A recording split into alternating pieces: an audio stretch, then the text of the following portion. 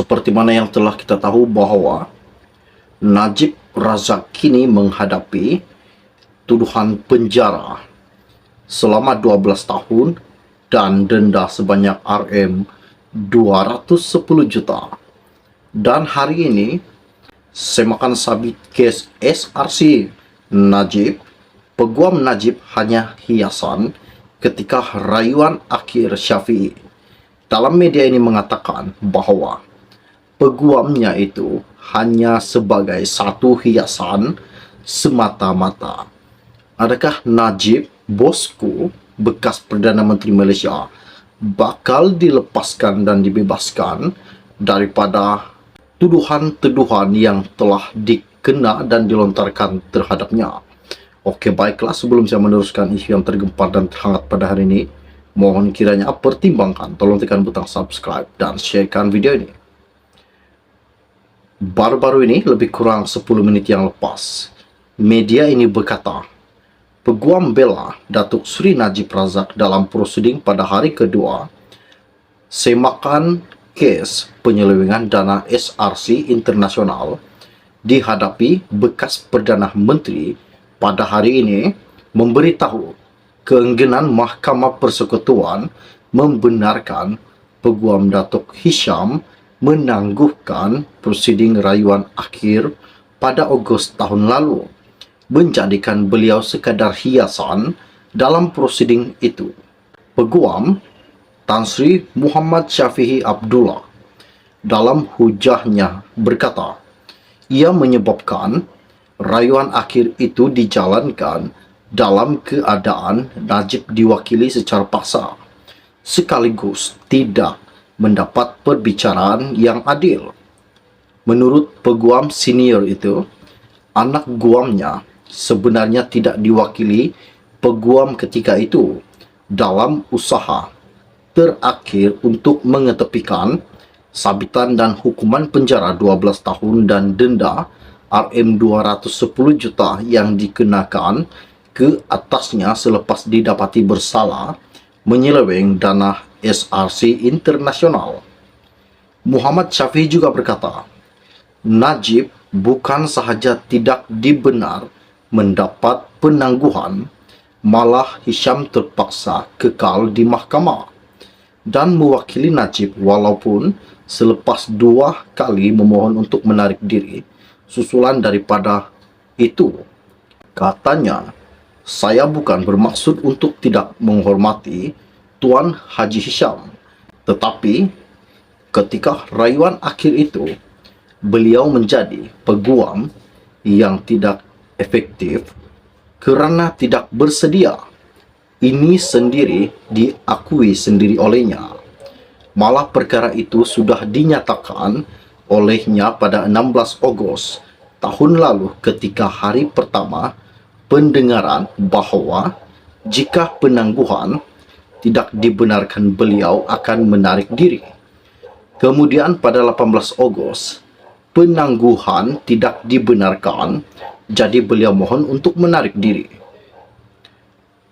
Tengku Maimun dalam keputusannya berkata mahkamah ada kuasa budi bicara untuk menolak permohonan peguam untuk menarik diri daripada mewakili anak guamnya dalam keadaan di mana tindakan penarikan diri itu boleh mengganggu kecekapan dan fungsi mahkamah. Hisham sebelum ini memohon menarik diri daripada mewakili Najib jika penangguhan prosiding tidak dibenarkan dan merayu supaya diberikan masa yang wajar untuk mengkaji dan melakukan persiapan sebelum mengemukakan hujahan rayuan. Sementara itu, Muhammad Syafiee berkata, keputusan Mahkamah Persekutuan itu yang tidak membenarkan penangguhan adalah satu kesilapan yang sangat besar yang mewajarkan Najib mengemukakan permohonan semakan untuk mengetepikan sabitan dan hukuman terhadapnya. Menurut peguam itu juga, apa yang berlaku pada prosiding berkenaan adalah bertentangan dengan asas perbicaraan yang adil dan tindakan yang diambil panel pada ketika itu adalah sesuatu yang tidak wajar.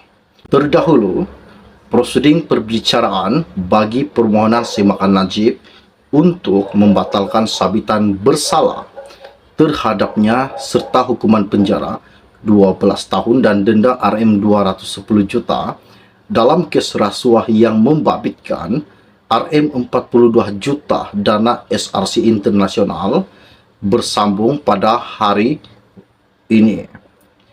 Panel 5 Hakim Mahkamah Persekutuan yang dipengurusikan oleh Hakim Besar Sabah dan Sarawak Datuk Abdul Rahman Seble pada 19 Januari lalu prosiding kepada 20 hingga 22 Februari ini.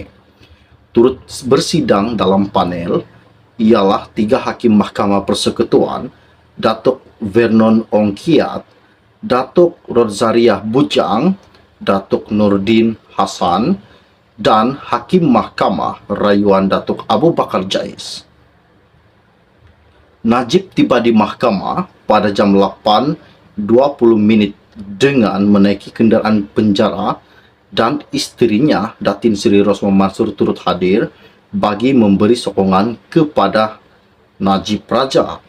Bekas Perdana Menteri itu memohon untuk membatalkan keputusan yang dibuat oleh panel 5 Hakim Mahkamah Persekutuan yang diketuai Ketua Hakim Negara Tengku Maimun Tuan Maat pada 23 Ogos tahun lalu atau agar rayuannya didengar semula.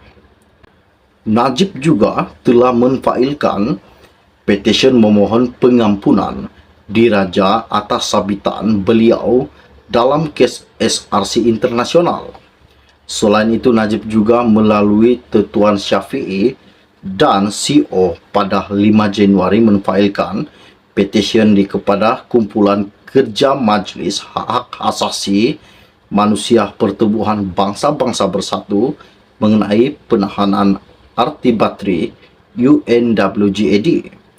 Petisyen itu telah difailkan di Pejabat Suruhanjaya Tinggi Geneva melalui penghujahan digital dan dia memohon membebaskan atau perbicaraan semula berikutan pendengaran rayuan Mahkamah Persekutuan yang didakwanya mempunyai kecacatan serius dan bertentangan dengan peraturan keadilan antarabangsa.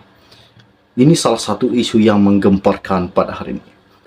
Adakah segala tuduhan yang telah dijatuhkan kepada bekas Perdana Menteri Malaysia iaitu Najib Razak bakal ditarik balik dan dilupuskan, dihanguskan, dan Najib bakal dibebaskan? Pasti saya percaya dan saya yakin ramai penyokong-penyokong, ramai pengikut-pengikut Najib Razak yang berada di luar sana kini menanti kedatangan Najib Razak. Oke, baiklah, sebelum Anda meninggalkan channel ini, jangan lupa pertimbangan tolong tekan butang subscribe dan sharekan video ini. Kita akan berjumpa lagi.